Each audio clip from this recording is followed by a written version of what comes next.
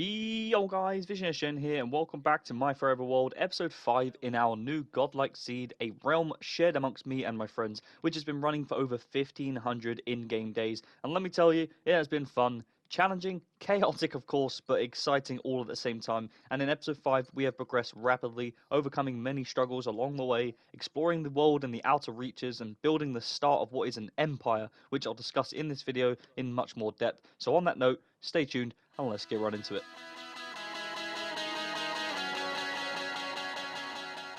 So first things first, as I said, this is episode 5 of the series in our new Forever World, a godlike seed, which has been something that we set out following the corruption of our previous Forever World. If you guys are new to the channel and also new to this series, we had a previous world, which was not a realm, it was a world, which I was the host of, and unfortunately, it came to an end. This is what you're seeing right now, the world we got to, where we built this incredible little community, where we had thriving empires going on in the background between me and 6 other players, and then eventually the world came to an end. So just to recap that, we then had to start a new Forever World, where I decided to play it on a realm for multiple reasons, so players could have access at any point without me just being there, and also to try and avoid any corruption using the cloud and so on. So other factors to be aware of in case you guys are new, but in a recap, episode 1 was of course us starting out, establishing farms, and all of the sort of standard starting procedures that you would take place in order to get yourself into a Forever World. Then we go into episode 2, which is effectively finding diamonds and starting mining for the first time, also going to the Nether to try and get things like quartz, and talking about all the journeys and the errors that I'd made at that point,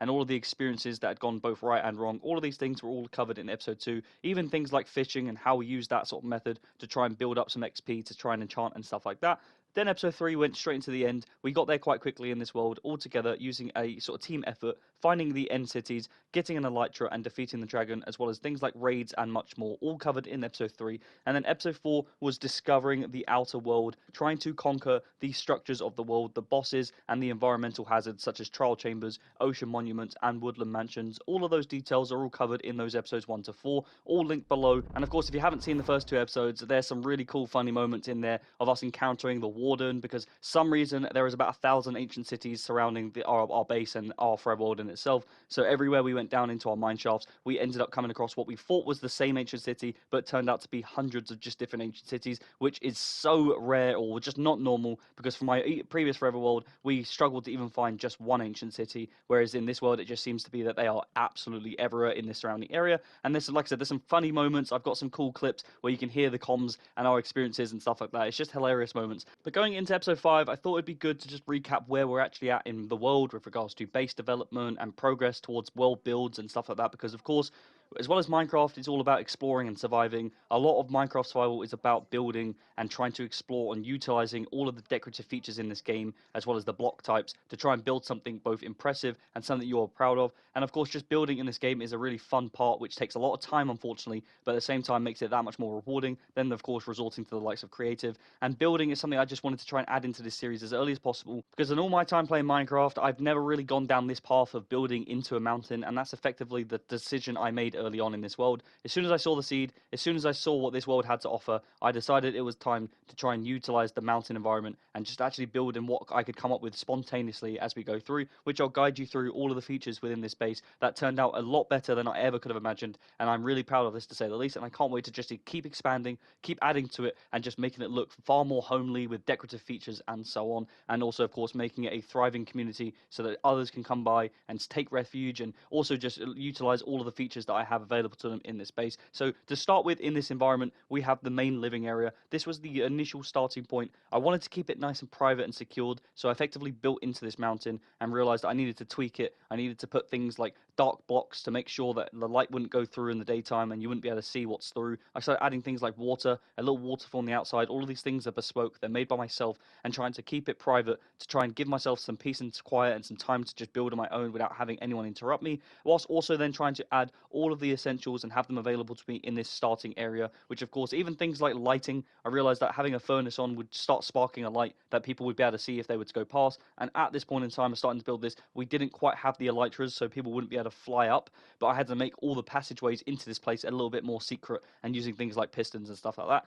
Although we're all here in one community and one team, I just wanted my own peace and quiet, and I also wanted to surprise people of what I've been up to, because a lot of my friends who play in this world know that I'm someone that builds quite fast, and they're all getting a bit suspicious as to how I have not yet got a base because I kept telling them I wasn't yet established, or I was still looking for the perfect area, whilst at the same time I was literally 100 blocks away, crouched a lot of the time, just trying to build something that they would both be impressed with, but also at the same time, like I said, given my own peace and quiet as we were just building into the mountain. Then I have my own little bedroom here where you just have all your personal belongings and your backup set of armor in case you die, which has happened if you haven't seen the previous episodes. We've gone over that and all of the struggles that I've encountered so far, as well as things like tools and weapons and stuff like that, all saved aside with totems of undying and other enchanted books that I want to save for a later date as well. And as you can see, there are some villages all set up around here and trading stations, which I have actually utilized and made sure that in this environment we are actually exploring and making sure we utilize these guys rather than things like chunk base, which if you guys are new to the channel, I am all against using things like that. I am a big fan of world lore in Minecraft and knowing your own surrounding areas by exploring them yourself, so that way you discover it, enjoying that aspect of survival, of course, in Minecraft,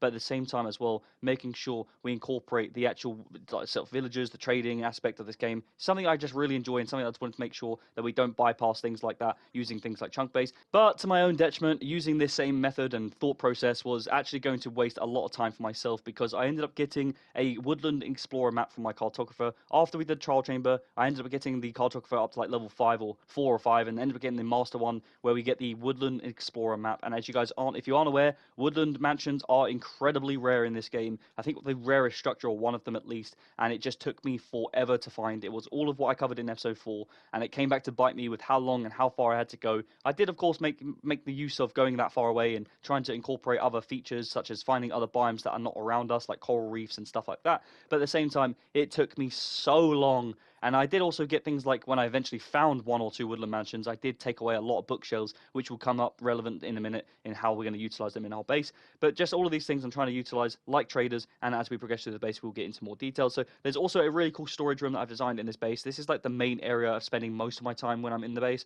as well as a music station next door, using the jukebox and all of the discs that I found. I'm a bit of a hoarder. I like to collect everything in Minecraft. It's a big part of what I like to do in this game. If I'm out and about, I would like to make sure that if I haven't got it, I make sure I go and try find it so that I can bring it back to the base and have everything available to me if I ever need it. And one of those is discs that you find all around the world, and all kinds of items are all stored away in this room for later use, whether it's expanding my base, decorating, or starting somewhere new. I want to have it all available to me so I don't have to go and journey out at the same time. Then you go down the stairs and there's multiple different turning points which I've expanded on as time has gone on. Originally it just went left. I then started adding a straight on pathway downwards, and then I also added this right side turn. Now in here is where I'm effectively going to expand the most on my base, where I'm effectively including for all types of farms and wildlife and other more storage sections for individual areas like cooking stations, separate from my main area of operations. An eventual sheep farm that I'm going to set up, aquarium will be down here, and eventually it will have everything essential included, which is something I want to have and be proud of course. And I'm planning on adding a really cool little trophy room as well here, a fishing lake in here too, where we're just not there yet, but it's something I'm going to continue to add to and continue to sort of provide updates in future updates and episodes so far in this series.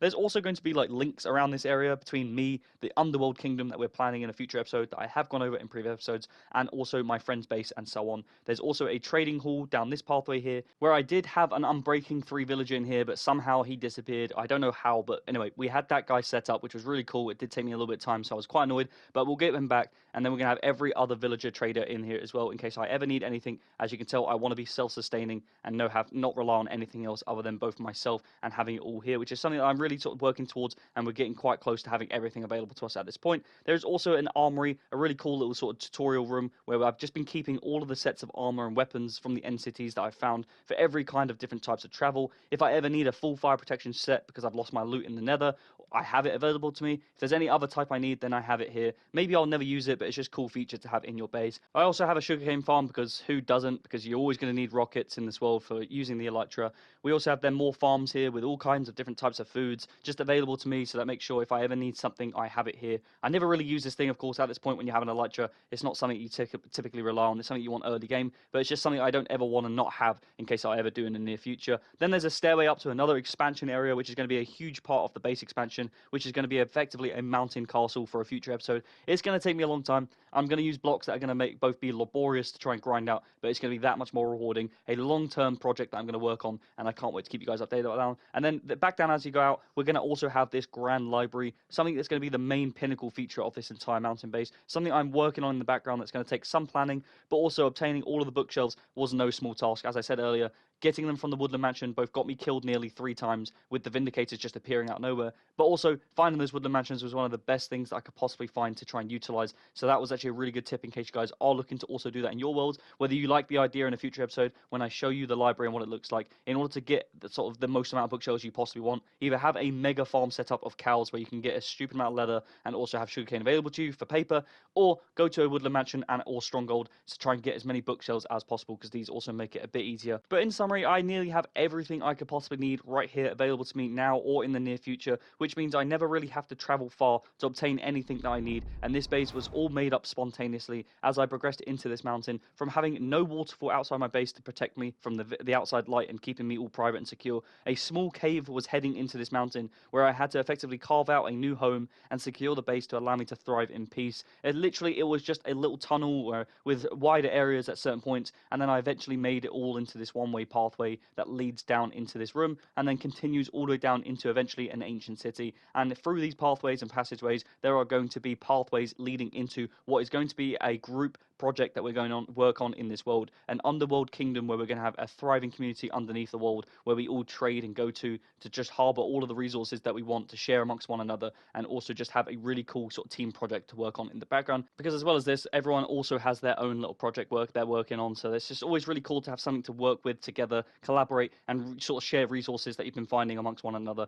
But with that said, if you have enjoyed the video, do not forget to like and subscribe. As always, I am a small creator and it would massively help me out. As you can see, this is a low sub count and I'm trying to build a thriving community here, guys. So not only in the Minecraft world, but also amongst the channel itself. So I do appreciate any support, and also comment down below any tips that you might have for any returning players to the game like myself once upon a time, or perhaps any new players who might be watching this video for the first time, and help inspire them to get into the Minecraft community. I'm Vision SGen, hope you enjoyed the video, and I'll see you in the next one.